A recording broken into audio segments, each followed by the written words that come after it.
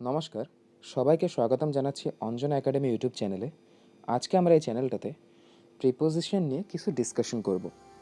Preposition শুধু class 6 থেকে class 12-এর বাচ্চাদের জন্যই নয়, প্রিপোজিশন অনেক ক্ষেত্রে সরকারি চাকরিতেও খুবই জরুরি।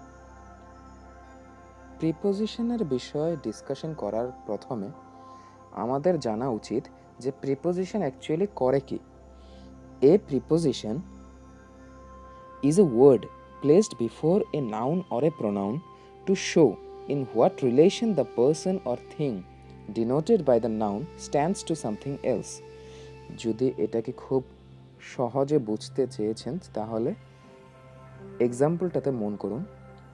এই বাক্যটাতে the cow is in the garden, এই বাক্যটাতে যখন একটা নাউন বা প্রোনাউন, তার মানে দ্য গার্ডেন, যখন একটা নাউন বা প্রোনাউন আগে বসানি হয় প্রিপোজিশন, তার মানে সেই বাক্যটাতে সেই শব্দটি, তার মানে দ্য গার্ডেন শব্দটির সাথে সেই বাক্যটাতে সাবজেক্ট দ্য কাউর সাথে সম্পর্ক গড়ে তোলার জন্য ইনের খুব একটা গুরুত্বপূর্ণ রোল প্লে করে।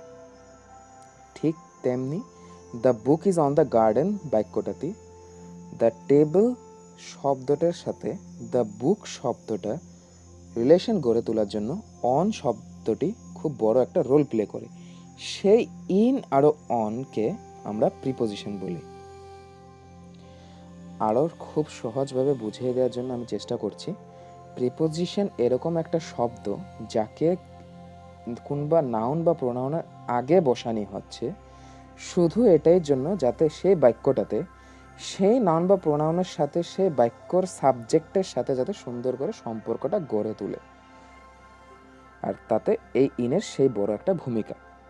The book is on the table, এই সেম বাক্যটাতেও দ্য নাউন বা প্রোনাউনের আগে বসে সেই নাউন বা প্রোনাউনের সেই বাক্যটার সাবজেক্টটার উপরে একটা সম্পর্ক গড়ে তুলতে সাহায্য করছে।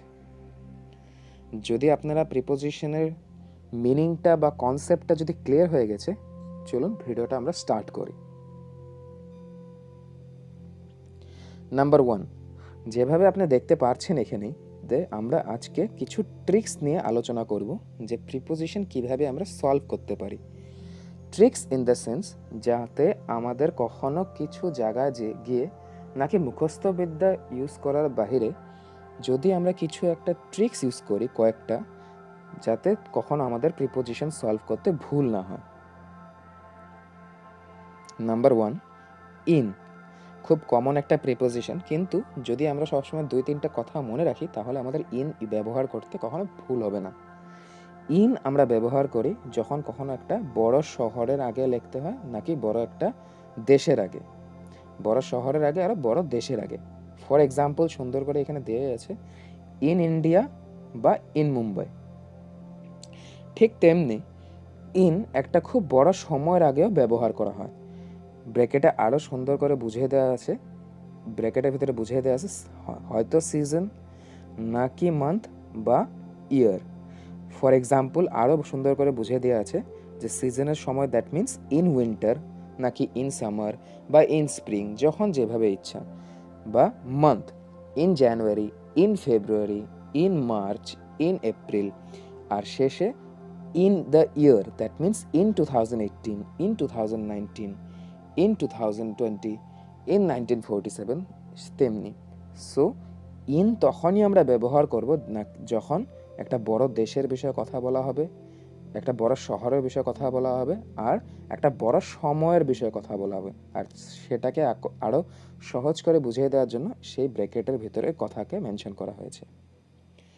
Next number 2, at for residence. এই কথাটাকে আরও সুন্দর করে বোঝার জন্য আমাদের নাম্বার 1-এর কথাটাই মনে রাখতে হবে। নাম্বার 1-এ আমরা বলেছিলাম যে ইনটাকে ব্যবহার করা হয় বড় শহর বা বড় দেশের সময়, ঠিক তেমনি অ্যাটটা ব্যবহার করা হয় খুব একটা ছোট জায়গাকে বোঝানোর জন্য, আর ফর দ্যাট এখানে লেখা হয়েছে at for residence. That means at তখনই ব্যবহার করা হবে যখন আমরা একটা নিজের ঘরের অ্যাড্রেসটার নিজের গলি বা নিজের বাইলেনের বিষয়ে ডিসকাশন করব। For example we live at third bylane, নাকি we live in third bylane. We live in India, we live in West Bengal, we live in Tripura. এগুলির কথাটি ঠিক, কিন্তু we live in third bylane, we live in কিছু একটা পাড়ার নাম, কিছু একটা গলির নাম, তেমনি যখন কিছু একটা পাড়া বা গলি ছোট জায়গার নাম বলবো তখন আমরা অ্যাট ব্যবহার করব, কিন্তু যখন একটা বড় জায়গার কথা বলবো তখন আমরা ইন ব্যবহার করব। ঠিক তেমনি যখন আমরা নাম্বার ওয়ানে মন করতেছিলাম যে বড় একটা সময়ের বিষয়ে কথা বলার সময় ইন ব্যবহার করা হয়, ঠিক তেমনি অ্যাট একটা বড় সময় নয়, একটা ছোট সময়ের সময় অ্যাট ব্যবহার করা হয়। ফর এক্সাম্পল অ্যাট সানডে বা at 2 o'clock, at Monday, at Wednesday, at 12 o'clock, at 1 o'clock, ঠিক সেই সময় আমরা অ্যাট ব্যবহার করব। নাম্বার 3, টু আমরা ব্যবহার করব যখন কিছু একটা মানুষকে আমরা গতিতে দেখাতে চাচ্ছি। ফর এক্সাম্পল, আপনি এক্সাম্পলটাতে মন করলে খুব সহজে বুঝতে পারবেন। The girl went to school, এই বাক্যটাতে স্কুলটাকে গার্লের সাথে সম্পর্ক গড়ে তোলার জন্য টুটা ব্যবহার করা হয়েছে। এতটুকু আমাদের কনসেপ্ট ক্লিয়ার। নেক্সট, টু কেন ব্যবহার করা হলো, ইন স্কুল, অ্যাট স্কুল কেন হলো না, সেটার কারণটা হলো যে আমরা টু ব্যবহার করার কারণটা হলো যে এখানে মানুষ একটা মোশনে আছে। দ্যাট মিন্স মানুষটি স্কুলের দিকে চলে যাচ্ছে, হেঁটে যাচ্ছে, সাইকেলে যাচ্ছে, গাড়িতে যাচ্ছে, কিন্তু যাচ্ছে। অনলি ফর দ্যাট রিজন, যেহেতু মোশনে আছে মানুষ একটা, তার জন্য টু শব্দটি ব্যবহার করা হচ্ছে। ঠিক তেমনি ওই জন্য আমি নাম্বার 3তে ইনক্লুড করে দিয়েছি। ইনটু শব্দটি ব্যবহার করা হবে যখন কিছু একটা জিনিস মোশনে থাকবে। For example, the bucket fail into the water, বালতিটি জলে পড়ে গেছে। সিন্স এখানে একটা জিনিসকে নিয়ে আর জিনিসটার মোশনটাকে নিয়ে, দ্যাট মিন্স পড়ে চলে যাচ্ছে তলে, ওইটা নিয়ে যেহেতু ডিসকাশন হচ্ছে, ফর দ্যাট রিজন আমরা ইনটু ব্যবহার করছি। একটা মানুষের যদি গতির বিষয় দেখাতে হয় তাহলে আমরা টু ব্যবহার করব, ঠিক তেমনি যখন একটা জিনিসের গতির বিষয় দেখানি হয় তখন আমরা ইনটু ব্যবহার করব। Let's go back to the next one, আপন। আপন ব্যবহার করা হবে যখন একটা গতির উপরে ইম্পর্টেন্স দেওয়া হবে, নাকি মানুষ বা জিনিসটার উপরে। For example, he climbed upon the high roof, ও উচ্চ চালের উপরে উঠেছিল। Since out here the main importance is given, যেহেতু এখানে মূলত ইম্পর্টেন্সটাকে দেওয়া হচ্ছে ক্লাইম্বডের উপরে নাকি হির উপরে, তার জন্য ইন বা অ্যাড তো হবেই না, টু আর ইনটু না হয়ে আপন হতে চলেছে। আরেকটা এক্সাম্পল সহজে বোঝার জন্য লিখে দেওয়া আছে, the nest had fallen upon the ground, এইখানে মাটিতে পাখির বাসা পড়ে গিয়েছিল, নাকি এখানে বাসাটা বেশি ইম্পর্ট্যান্ট, এখানে বেশি ইম্পর্ট্যান্ট গতিটার উপরে। গ্রাউন্ডের সাথে এই বাক্যটাতে সম্পর্ক গড়ে তুলতে যতই নেস্টের হাত আছে তার চেয়ে বেশি হ্যাড ফলেনের হাত, আর তার জন্য এখানে ইন বা অ্যাড তো হবেই না, টু আর ইনটু না হয়ে আপন হতে চলেছে। এটাই হলো আপনের ট্রিক্স, যে যখন মোশনের উপরে বেশি করে ইম্পর্টেন্সটা দেওয়া হবে তখন আমরা টু বা ইনটু ব্যবহার করব না, আমরা আপন ব্যবহার করব। Let's go back next to number 5, on. খুবই সহজ, সবেরই মুখে থাকে সবসময়, কিন্তু অনেক ট্রিক্সটা হলো যখন একটা জিনিস স্টেশনারি হয়ে থাকবে, এখানে স্টেশনারি দোকানের কথা বলা হচ্ছে না, স্টেশনারি মানে স্থির হয়ে থাকা। যখন একটা জিনিস স্থির হয়ে কোথাও পড়ে থাকবে তখন আমরা তার ওই শব্দটার সাথে সম্পর্ক গড়ে তোলার জন্য অন ব্যবহার করব। এক্সাম্পলটাতে যদি মন করা হয় তাহলে খুব সহজে আপনি বুঝতে পারবেন। There is a book on the table, যেহেতু টেবিলটার সাথে সম্পর্ক গড়ে তোলার জন্য এই বাক্যটাতে বুকের সাথে ইম্পর্টেন্সটা দেওয়া হচ্ছে, ওই জন্য আমরা অন শব্দটি ব্যবহার করছি। আর এই বাক্যটা থেকে একটা জিনিস আমরা বুঝতে পেরেছি যে বুকটা টেবিলের উপরে পড়ে আছে, স্টেশনারি, স্থির হয়ে আছে। Next number 6, since. আর ঠিক আপনার তার তলে দেখতে পাচ্ছেন ফর। যদি সিন্সের বিষয়ের ট্রিক্সটা যদি আপনি শিখতে চান তাহলে আপনি ফরটাকেও একসাথে ইনক্লুড করে নিতে হবে। Let's go and start. Since আর ফরটা একসাথে বুঝলে আমরা ঠিক তাড়াতাড়ি বুঝতে পারবো। Since indicates a certain point of time. খুব সহজ, খুব ইজি, কোনো টেনশন নেওয়ার ব্যাপার নয়। সিন্স ব্যবহার করা হয় যখন একটা নির্দিষ্ট সময়ের বিষয়ে ডিসকাশন করা হয়, একদম সঠিক নির্দিষ্ট সময়ের বিষয়ে ডিসকাশন করা হয়, তখন সিন্স শব্দটা ব্যবহার করা হয়।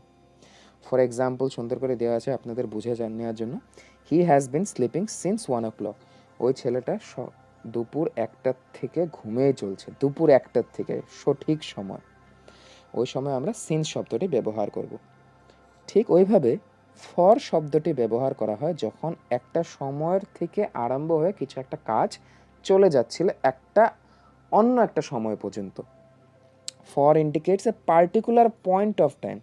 এখানে পার্টিকুলার আর সার্টেনের ডিফারেন্সটা আপনি বুঝতে হবে যে ফরটাকে বোঝানো হচ্ছে যে একটা সময়ের থেকে আরেকটা সময় পর্যন্ত কামটা হয়েছিল। I went to Guwahati for 5 months। যে আমি জানুয়ারি মাস থেকে মে মাস পর্যন্ত আমি গুয়াহাটিতে ছিলাম বা গিয়েছিলাম। যেহেতু একটা সময়ের থেকে আরেকটা সময় পর্যন্ত একটা কথাকে বোঝানো হচ্ছে, ইম্পর্টেন্সটা ওই বোঝানোর সময়টার উপরে দেওয়া হচ্ছে, একটার থেকে আরেকটা সময় পর্যন্ত, ওই তার জন্যে ফলস্বরূপে ফর শব্দটি ব্যবহার করা হচ্ছে। আর যখন একটা সময় থেকে কিছু একটা নির্দিষ্ট সময় থেকে কাজটা স্টার্ট করা হচ্ছে তখন আমরা সিন শব্দটি ব্যবহার করছি। নেক্সট, এই দুটাকে রিলেট করে নাম্বার 7-এ আপনি যদি ভালো করে মন করবেন যে from indicates a point of time and also a place. এখানে আবার একটা সময়ের বিষয়ে কথা বলা হচ্ছে, আরও তার উপরেও জাগার বিষয়। আচ্ছা, জাগার বিষয়টা আমরা একটু পরে ডিসকাশন করি, যেহেতু আমরা সময়ের বিষয়ে নাম্বার 6-এ সিন্স আর ফরের বিষয়ে অনেক কিছু জানতে পারলাম। ওইটাকে রিলেট করে আবার আমরা ফ্রমের বিষয় জানতে আরম্ভ করি। From indicates a point of time. এক্সাম্পলটা দেখলে আরও সুন্দর করে আপনি শিখতে পারবেন। He has been learning Assamese from the age of 6। এখানে অ্যাসামিজ ভাষার কথা বলা হচ্ছে যে এই ছেলেটা অ্যাসামিজ ভাষাটাকে 6 বছর বয়স থেকে শিখতে আরম্ভ করেছে। যেহেতু আপনি ঠিক ধরতে পেরেছেন যে একটা কাজ অনেক দিন আগে স্টার্ট হয়েছিল, যেটা কন্টিনিউ অবভিয়াসলি চলে থাকবে।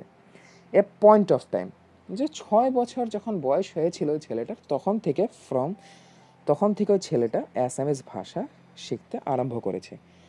যেহেতু একটা জিনিস একটা পয়েন্ট অফ টাইম থেকে স্টার্ট হয়েছিল কিন্তু তখন তো শেষ হচ্ছে না, আর আমার মনে হয় শেষও হবে না, সামথিং লাইক দ্যাট। তো সেই ধরনের এক্সাম্পলের জন্য আপনারা চোখ মুজে ফ্রম শব্দটি ব্যবহার করতে পারেন। নেক্সট, ফ্রম নাকি অনলি সময়ের জন্য ব্যবহার করা হয়, তার উপরেও জাগার জন্য ব্যবহার করা হয়। She is from Guwahati. ওই মেয়েটি গুয়াহাটির থেকে এসেছে, তার জন্য ফ্রম এগেন ব্যবহার করা হয়। আবার আমি একবার রিক্যাপ করে দিচ্ছি যাতে আপনাদের খুব সুন্দর করে আর খুব ইজিলি বুঝতে পারেন ডিফারেন্সটুকুন সিন্সের মধ্যে, ফরের মধ্যে অ্যান্ড অবভিয়াসলি ফ্রমের মধ্যে। সিন্স তখনই ব্যবহার করা হবে যখন একটা সঠিক সময়ের বিষয়ে ডিসকাশন করা হবে, এতটুকু ক্লিয়ার। ফর তখনই ব্যবহার করা হবে যখন একটা পয়েন্ট থেকে আরেকটা পয়েন্ট অবধি কিছু একটা কাজ হয়েছে, যেমন 5 months। নেক্সট, ফ্রম তখনই ব্যবহার করা হবে যখন একটা সময়ের বিষয়ে ডিসকাশন হচ্ছে কিন্তু কখন শেষ হচ্ছে, কি হচ্ছে, কোনো ঠিক ঠিকানা নেই। হি হ্যাজ বিন, আর কখন শেষ না হওয়ার চান্সেসই বেশি। He has been learning Assamese from the age of 6। Next, number 8, between. খুব সহজ। Between indicates relation between two. যখন দুজনের মাঝখানে সম্পর্ক দেখাতে হয়, যেখানে দুজন জিনিস বা দুজন মানুষ বা দুজন কাজ বা দুটা কাজ, হ্যাঁ ওইটাই আর কি, দুটা কাজ, দুটা মানুষ বা দুটা জিনিসের মধ্যে যখন সম্পর্ক গড়ে তুলতে হয় তখন বিটুইন শব্দটি ব্যবহার করা হয়। আর এটাকে খুব সহজভাবে বোঝার জন্য আপনাদের এক্সাম্পলটা থেকে মন করতে হবে। হি stood between his mother and his father. ওই ছেলেটা ওর মা আর বাবার মাঝখানে গিয়ে দাঁড়িয়ে পড়লো। ওর মা আর ওর বাবার মাঝখানে গিয়ে দাঁড়িয়ে পড়লো। যদিও এইখানে এই সেন্টেন্সটাতে মা আর বাবার সাথে ওই ছেলেটার একটা সম্পর্ক গড়ে তুলতে চেয়েছে, কিন্তু এই সাইডে যেহেতু দুইজন করে সম্পর্ক গড়ে তুলতে স্টার্ট করেছিল, ওই জন্য আমরা বিটুইন শব্দটি ব্যবহার করব। ঠিক তেমনি ওই জন্য এই পয়েন্টেই মেনশন করা হয়েছে যে অ্যামাং ইন্ডিকেটস মোর দেন টু, যখন বা কোনো একটা জিনিস যদি দুটার থেকে বেশি থাকে তাহলে আমরা অ্যামাং শব্দটি ব্যবহার করব। আপনি এক্সাম্পলটা তো দেখলে খুব সুন্দরভাবে বুঝতে পারবেন। Slavery still exists among certain tribes of Africa. আজকের ডেটেও স্লেভারি অনেক ট্রাইবেল মানুষ আফ্রিকার মধ্যে যে আছে এখনও চলছে। আফ্রিকার অনেক ট্রাইবেল মানুষের মধ্যে আজকের ডেটেও স্লেভারি চলছে। যেহেতু এখানে দুজন মানুষ বা দুটা ট্রাইবের উপর চেয়েও বেশি ট্রাইব বা বেশি মানুষের উপরে ডিসকাশন হচ্ছে, তার জন্য বিটুইন না হয়ে এখানে অ্যামাং শব্দটি ইউজ করা হচ্ছে। Number 9, beside and besides. দুটোটা দেখতে খুবই একই, জাস্ট ডিফারেন্সটা অ্যাসটাকে নিয়ে, আর এই অ্যাসটার জন্য সম্পূর্ণ মিনিংটাই চেঞ্জ হয়ে যাচ্ছে। তো beside means at or by the side of. Beside মানে হলো আপনার সাথে বা আপনার সাইডে। এক্সাম্পলটা দেখলে খুব সহজে বুঝতে পারবেন যে হি স্যাট বিসাইড মি, ওই ছেলেটা আমার সামনে বা আমার সাথে এসে বসলো, আমার সাথে বা আমার সামনে এসে বসলো। নেক্সট বিসাইডস, এখানে অ্যাসটা মন করতে লাগা জিনিস। বিসাইডস মানে হলো অ্যাডিশন টু, দ্যাট মিন্স যোগ করা। বিসাইডস এক্সারসাইজিং, এক্সারসাইজ করার উপরেও, এই যে যোগ করা হলো কথাটাতে, ঠিক ধরতে পেরেছেন। Besides exercising nutritious food is also essential to keep healthy. Besides exercising, exercising করার উপরেও পুষ্টিকর খাদ্য খাওয়াটাও সুস্থ শরীরের পক্ষে জরুরি। এক্সারসাইজের উপরেও যোগ করে দেওয়া হলো পুষ্টিকর খাবার স্বাস্থ্যের পক্ষে জরুরি। So it is the basic difference between beside আর besides. Last for this part of the video, number 10, with. With indicates instrument and by the agent. With বোঝাতে চাচ্ছে কিংবা একটা ইনস্ট্রুমেন্ট, কিংবা একটা ওয়েপেন, কিংবা একটা হাতিয়ার, কিংবা একটা জিনিস যেটাতে কিছু একটা কাজ করা হয় না। অ্যান্ড বাই দ্য এজেন্ট, নাকি কোনো একটা মানুষ দিয়ে কাজটা করা হয়। For example, the thief was attacked by Mohan with bamboo. Mohan চোরটাকে অ্যাটাক করলো কি দিয়ে? ব্যাম্বু দিয়ে। তো the thief was attacked by Mohan with bamboo, যেহেতু মোহন একটা ইনস্ট্রুমেন্ট ইউজ করে ওই থিফটাকে, চোরটাকে অ্যাটাক করলো, তার জন্য উইথ শব্দটি ব্যবহার করা হলো। আর এখানে ইনস্ট্রুমেন্টটা কি? ব্যাম্বু। সো আজকের ভিডিওটাতে আপনি ঠিক বুঝতে পারলেন যে আমরা উইথ নিয়ে, বিসাইডস নিয়ে, বিটুইন অ্যামং নিয়ে, ফ্রম, সিন্স, ফর নিয়ে, অন নিয়ে, আপন, টু ইনটু নিয়ে, অ্যাট নিয়ে, অ্যান্ড অ্যাট লাস্ট ইন নিয়ে আমরা এই ভিডিওটাতে আজকে ডিসকাশন করলাম। নেক্সট পরবর্তী আরও 10টা নতুন ট্রিক্স শেখার জন্য এই ভিডিওটির পার্ট 2 সেকশনে অতি শীঘ্রই আপনারা ক্লিক করুন আর দেখতে পারবেন পার্ট 2 ইন এগেইন আরও 10টা প্রিপোজিশন ট্রিক্স নিয়ে। যদি আপনার এই ভিডিওটা পছন্দ হয়েছে তাহলে লাইক করুন আর শেয়ার করুন। আর যদি এমন ধরনের ভিডিও আপনাদের আরও চাই তাহলে এই ইউটিউব চ্যানেল অঞ্জনা একাডেমিটাকে সাবস্ক্রাইব করুন। ধন্যবাদ।